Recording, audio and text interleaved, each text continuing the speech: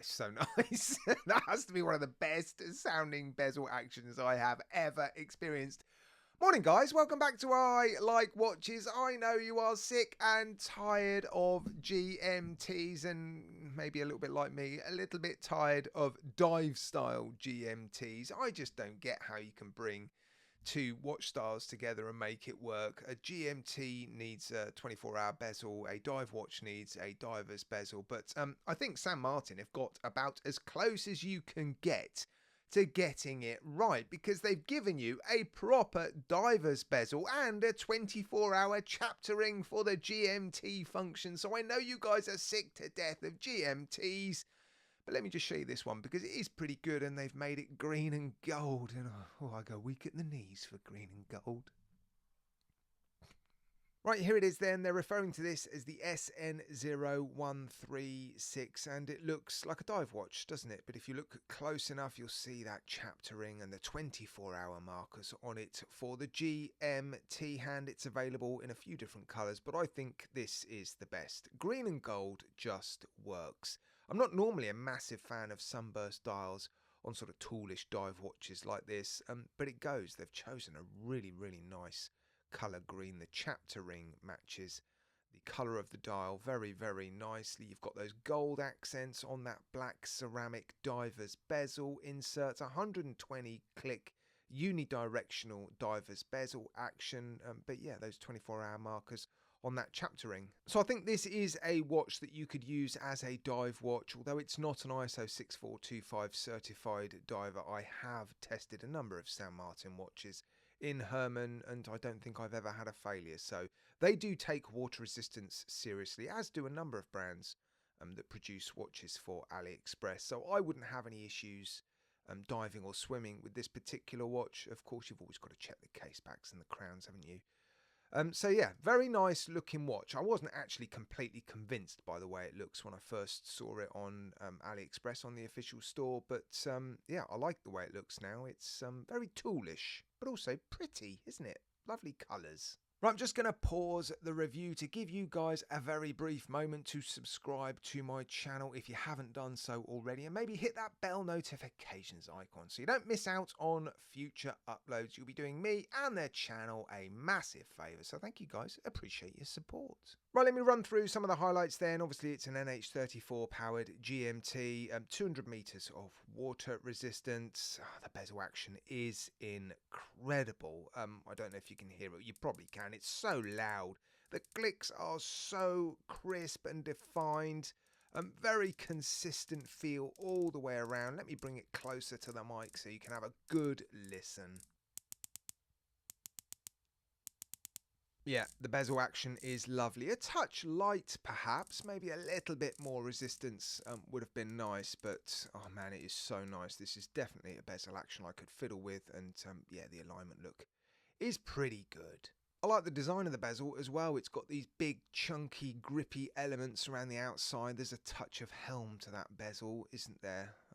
Yeah, it's nice. So yeah, the bezel action, the bezel is definitely a highlight. The fact that they've sort of given you a watch that you can use as a dive watch and a GMT watch. They've designed it very, very well with both in mind, so that is definitely a highlight as well. Beautiful piece of crystal on this. Double domed sapphire crystal, and I like the way it meets up with the inside of that bezel insert. So there's a little bit of a step, but yeah, beautiful piece of crystal. Love the colours. Yeah, that's definitely a highlight for this particular model. The other watches look nice, but oh, yeah, this green and gold version, gorgeous, just gorgeous. The bracelet, that's definitely a highlight. They've gone for something a little bit different. I would have expected your sort of fairly typical 3-link tapering bracelet, you know, that sort of bracelet that goes with this style of case all too often, but yeah, they've gone for H links. Very nice side profile, female N links as well, so yeah, nice bracelet. On the fly adjustment with this clasp, I think that's a highlight for a lot of people. I think it makes this clasp a little bit too big and chunky for me, but I know this clasp has proven to be very, very popular, so I have to include it in the highlights. And the loom, yeah, decent loom on this watch. I've already filmed the 5-minute loom degradation test and it did very, very well. So yeah, decent loom. Now, of course, the finishing is very nice as well, but I'm sure you guys get sick and tired of hearing me talk about the finishing on San Martin watches. It is, I think, the best I've ever seen on AliExpress. The brand I'm talking about, not this particular watch. I think the previous watch I saw of theirs, that gorgeous Grand Seiko homage, is for me still my favourite watch they've produced. I don't think this would be in my top 5 favourite watches that they've produced, but of all the GMT divers that I've seen recently, I think they've executed this as well as anyone. Yeah, they've definitely given you a watch that you could use as a diver and a GMT. So the list of highlights and standout features for this watch, fairly extensive, and the rest of the specifications, as you would expect, pretty decent from San Martin. Screw down case mat, screw down crown, lots of branding, solid end links, solid links, beautiful screw pins.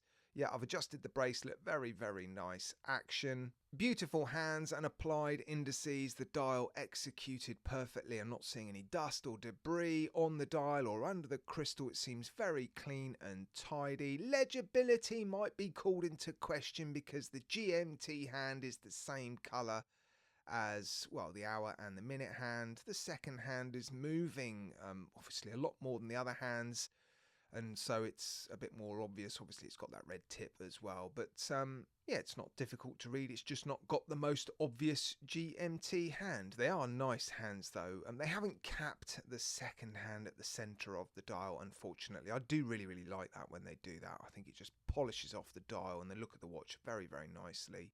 But yeah, the hands, really nice shape, decent loom as I've already mentioned, beautifully finished, matching the colour of those applied indices, and to some degree the print on the bezel insert. Printed the logo on the dial, GMT above the 6, and a fairly strong sunburst effect on that dial, isn't it?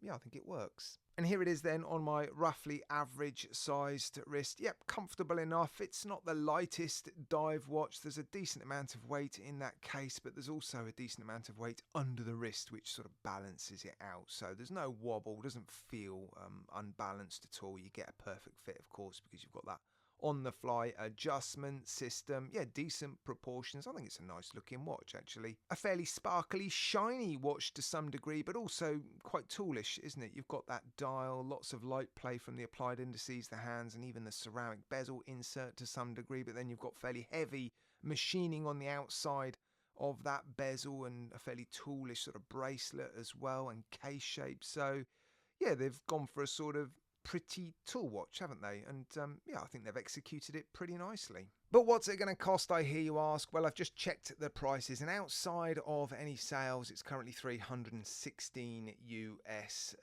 So yeah, a decent price for this watch. I think it's where I was expecting it to be. Don't forget, you've got the Seiko NH34 GMT movement inside it, 21,600 beats per hour, hacks and hand winds. You should be pretty familiar with that movement by now. So yeah, if you like this watch and during a sale you're able to pick it up for under $300, I think you will have picked yourself up a pretty decent watch for the money. Let me know what you think, guys, in the comments section. And as always, thanks for watching.